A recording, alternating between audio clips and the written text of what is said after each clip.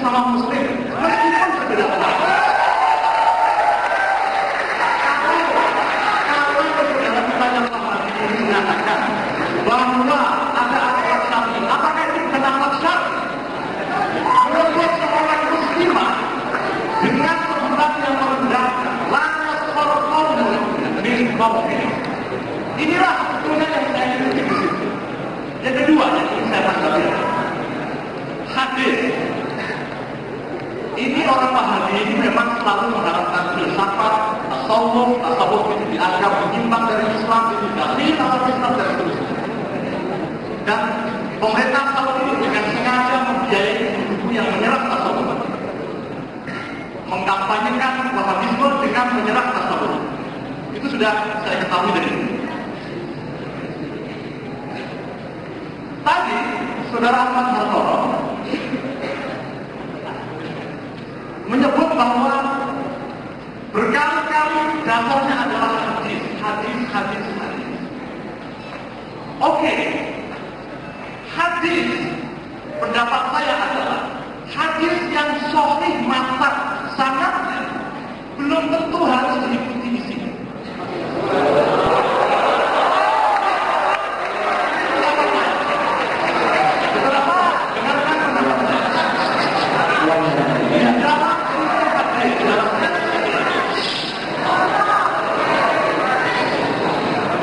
Sebelum saya jawab, saya ingin katakan bahwa di ruangan ini kata-kata Allahu Akbar sering dipakai sebetulnya untuk menghina orang pendapat.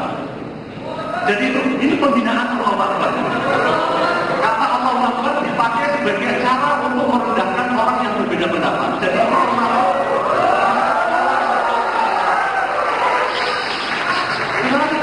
di dalam ilmu hadis yang berkembang pesat itu adalah ilmu yang berkaitan dengan verifikasi sanad, kritik atas sanad, tapi kritik atas matan tidak berkembang dengan pesat.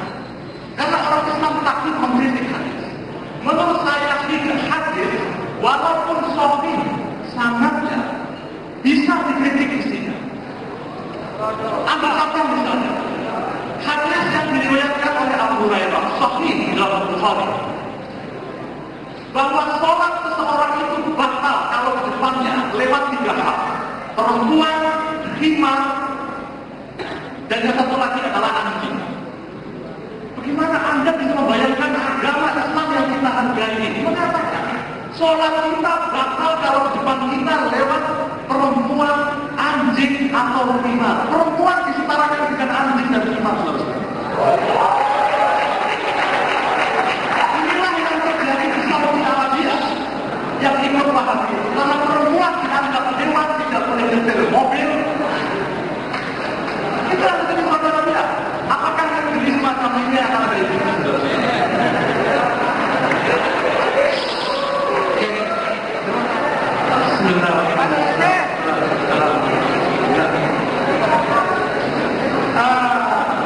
Kalau tidak jil bukan provokator.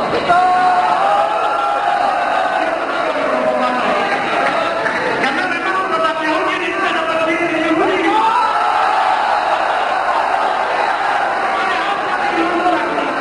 Saya ingin jelaskan. Makanya, ketika seseorang ingin berbicara di agama, itu dia tidak bisa mengatakan menurut saya kalau filsafat, ya. Bicara saya saja orang tidak berkata menurut saya, dia bisa berkata menurut saya kalau dia pakar. Dokter ini dokternya apa dulu?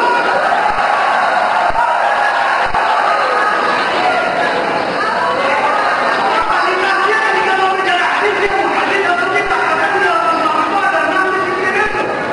Disiplin yang apa yang dia miliki? Saya tantang dia mau bicara hadis, saya katakan Anda bicara hadis bahwa